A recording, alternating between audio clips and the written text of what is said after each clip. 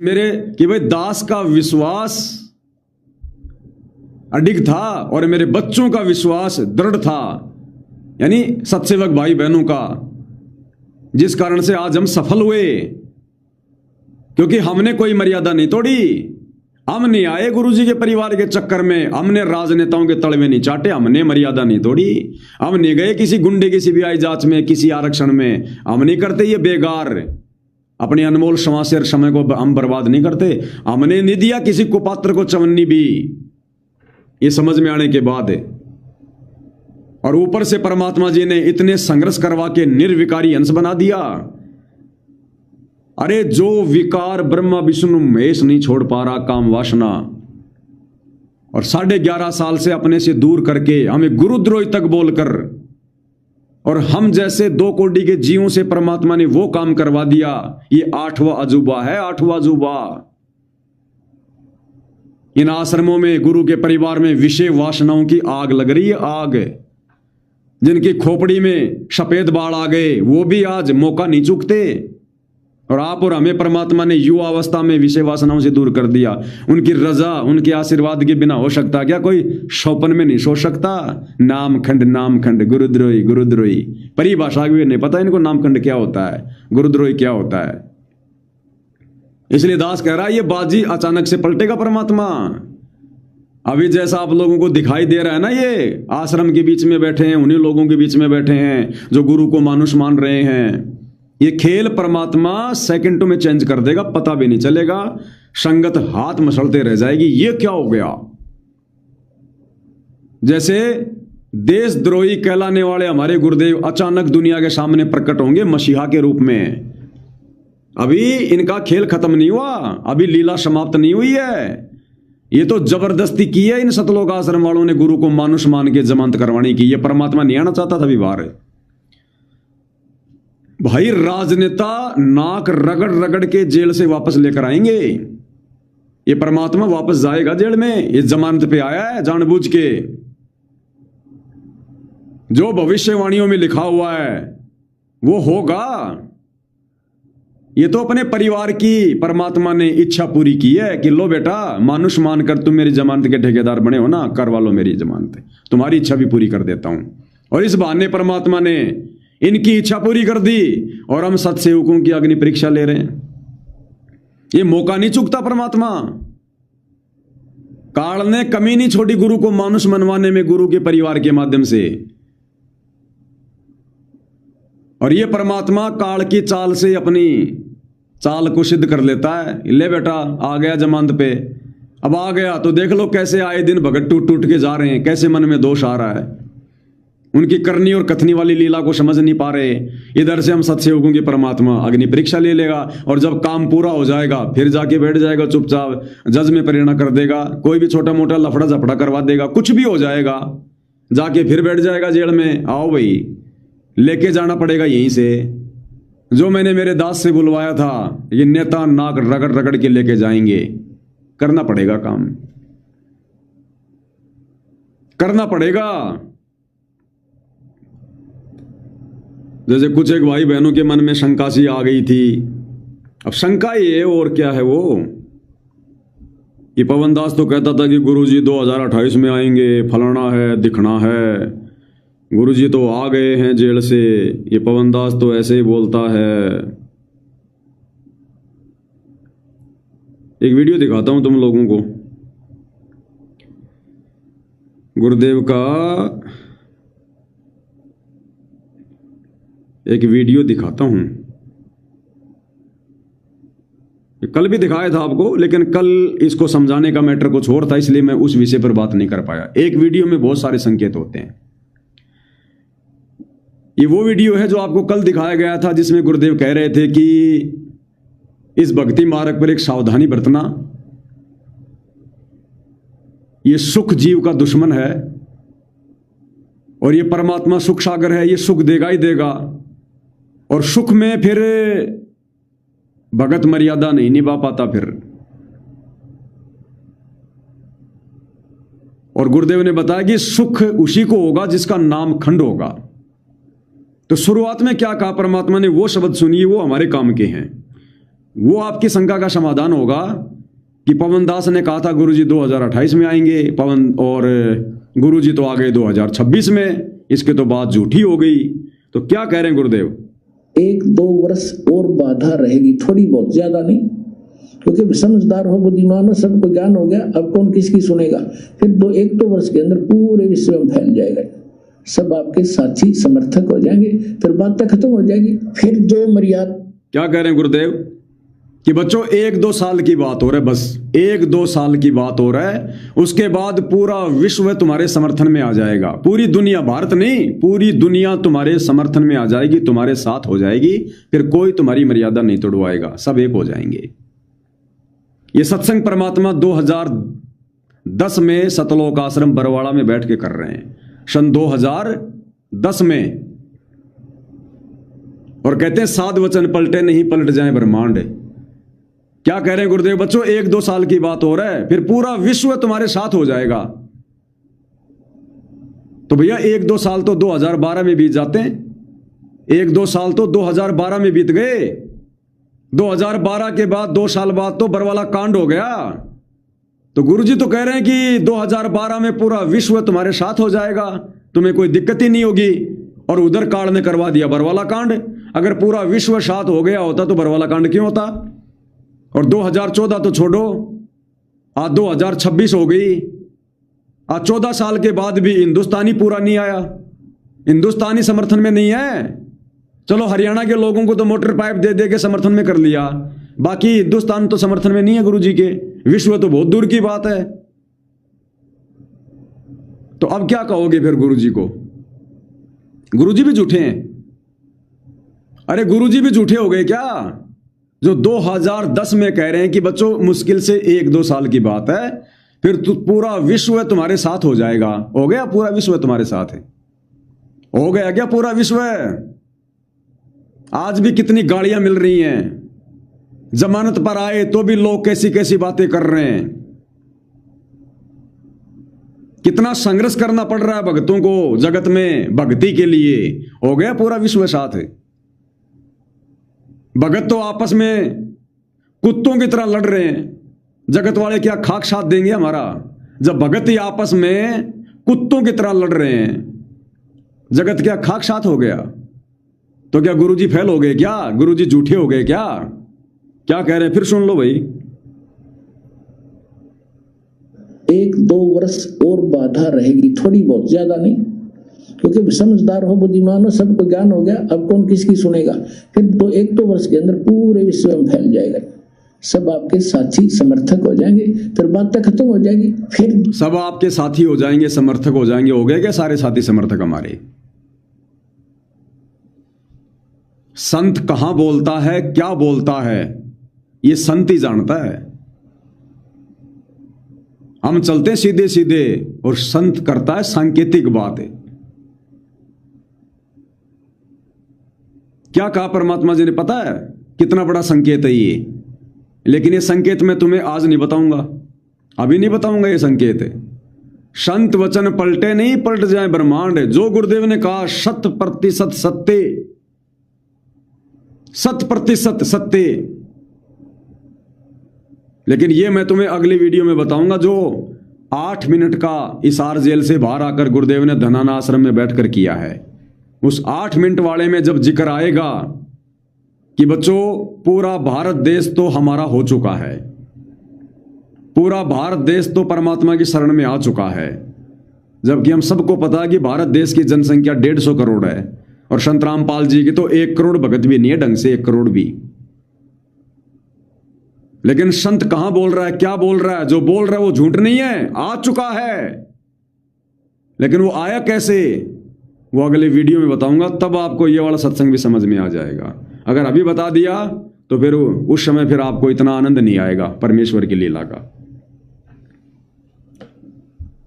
तो वापस चलते हैं सत्संग पर, थोड़ा सा बचा हुआ है, जिसमें गुरुदेव भगवान कह रहे हैं कि भाई हम इतने दुखों से गुजरे, यानी साथ संगति वाले, लेकिन दास का विश्वास अडिग था और मेरे बच्चों का विश्वास दृढ़ था, तो आज हम सफल हुए। तो सफल हुए हैं साथ संगति वाले, जिनको परमात्मा ने छांट दिया है सतलोक के लिए, और विफल असफल बर्बाद हुए हैं सतलोक आश्रम वाले, जिन्होंने मर्यादा तोड़ तोड़ के भक्ति का सत्यानाश कर लिया है। हम कितने दुखों से गुजरे हाँ, पर दास का विश्वास अडिग था और मेरे बच्चों का विश्वास अडिग था, तो आज सफल हो गए। आगे क्या कह रहे हैं परमपिता परमेश्वर जी?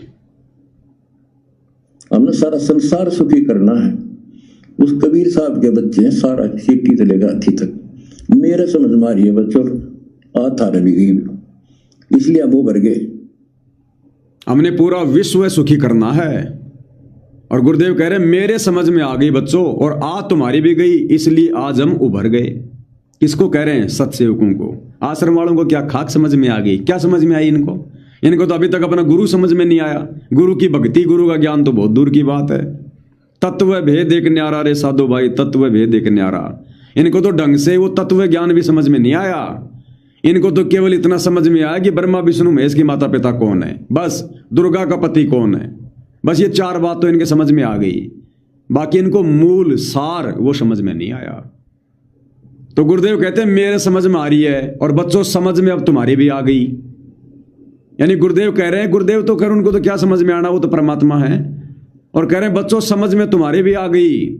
यानी गुरु जी का क्या मिशन है, गुरु जी क्या चाहते हैं, क्या लीला कर रहे हैं, कैसे अपने आप को छुपा रहे हैं, कि बच्चों समझ में बात तुम्हारी भी आ गई अब, कि ये सारी सृष्टि का मालिक ये सतगुरु रामपाल जी ये क्या खेल खेल रहा है, और कैसे इन्होंने अपने बच्चों को छांट लिया बरवाला कांड के बाद साध संगति से जोड़कर।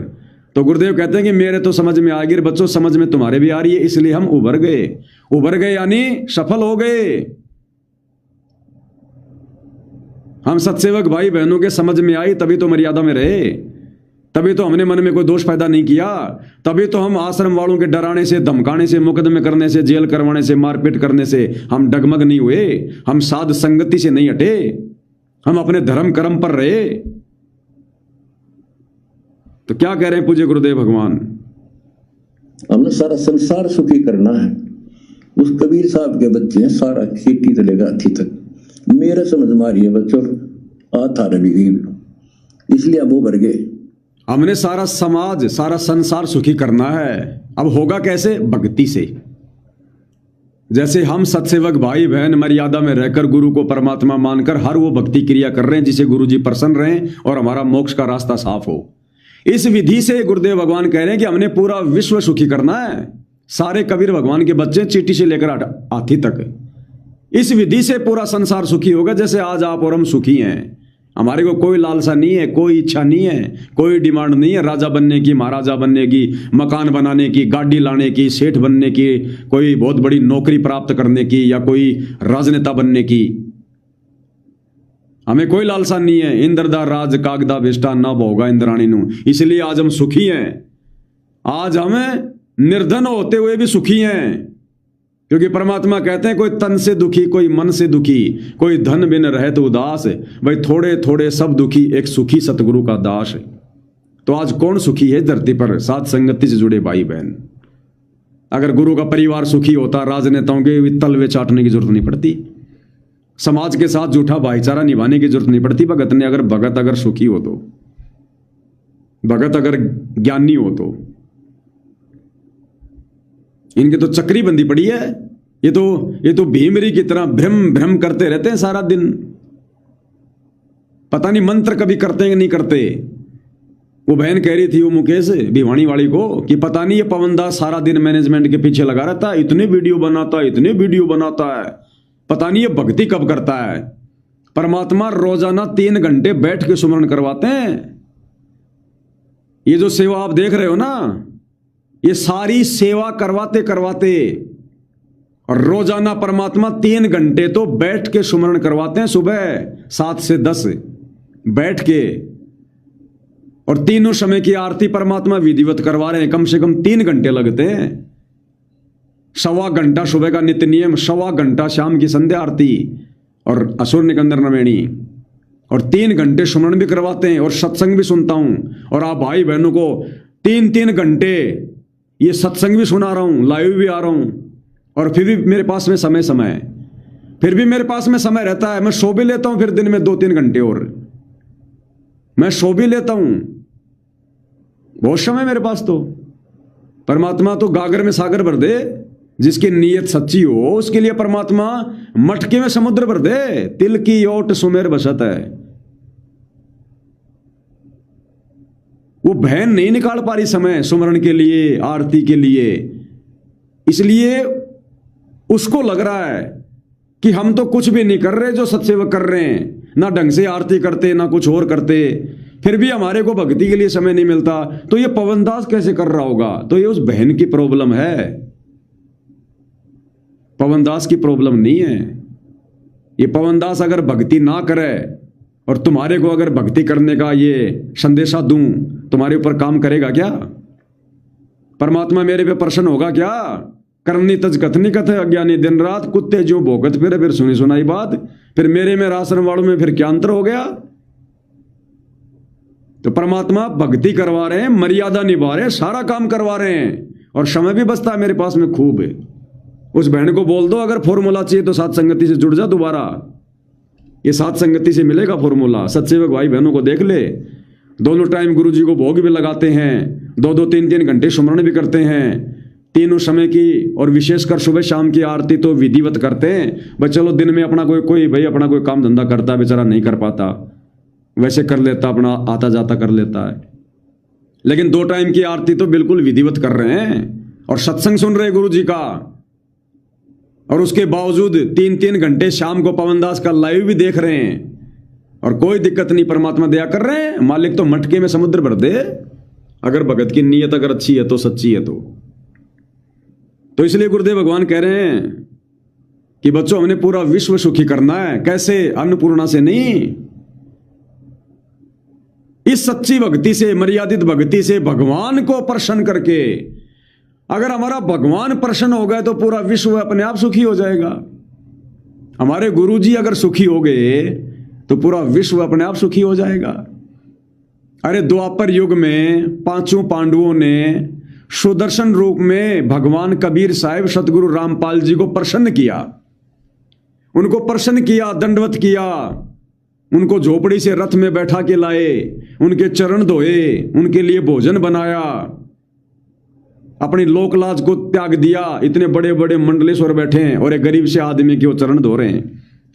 तो 5 पांडवों ने, श्री कृष्ण जी ने द्वापर युग में भगवान को खुश किया, और जब भगवान खुश हुआ तो वो पंचजन ने शंख बजा, और शंख बजा तो पूरी पृथ्वी हरी भरी हो गई, पूरी पृथ्वी, सूखे पेड़ भी हरे भरे हो गए, स्वर्ग तक खुशहाली हो गई, पूरी धरती खुशहाल हो गई।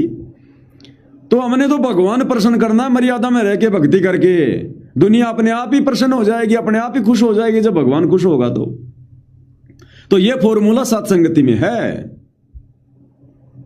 अन्नपूर्णा से नहीं होगा, चाहे पूरी जिंदगी लगे रहो। अब करो ना, जाओ। अरे अब तो तुम लोगों को छूट मिल गई दुखी लोगों की मदद करने की।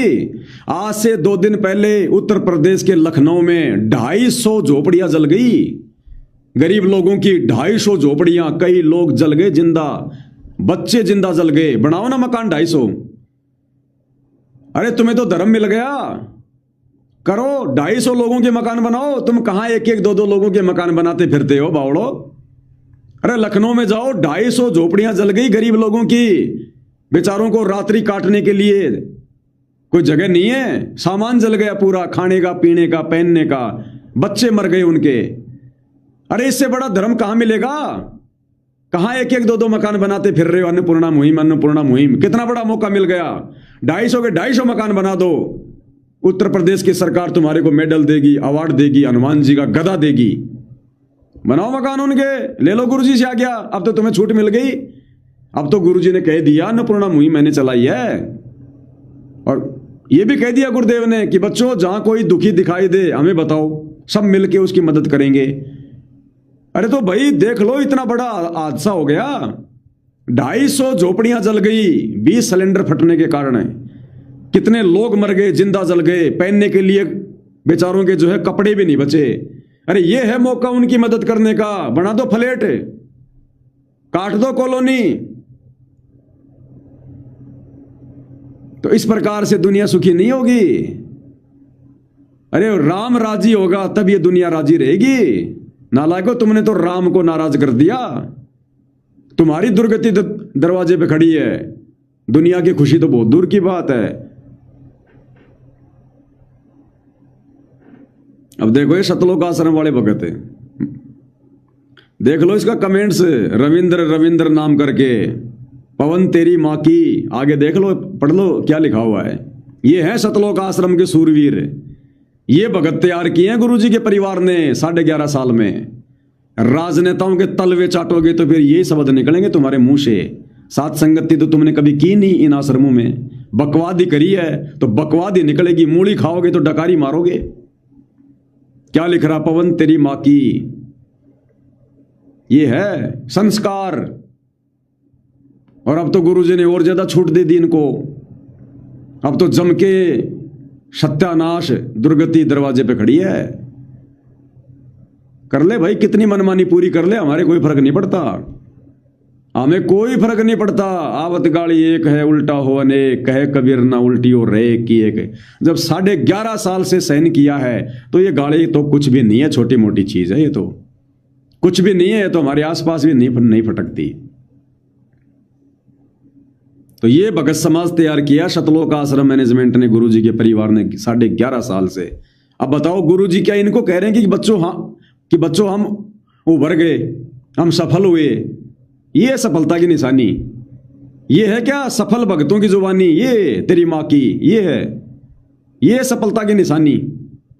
तो सफल हुए सात संगति से जुड़े भाई बहन, जिनका आचार विचार व्यवहार बोलचाल उठना बैठना, हंस और कौवे में जितना अंतर होता है, चाहे शरीर का हो चाहे आवाज का हो, इतना अंतर है सात संगति से जुड़े भाई बहनों में और आश्रमों से जुड़े भाई बहनों में।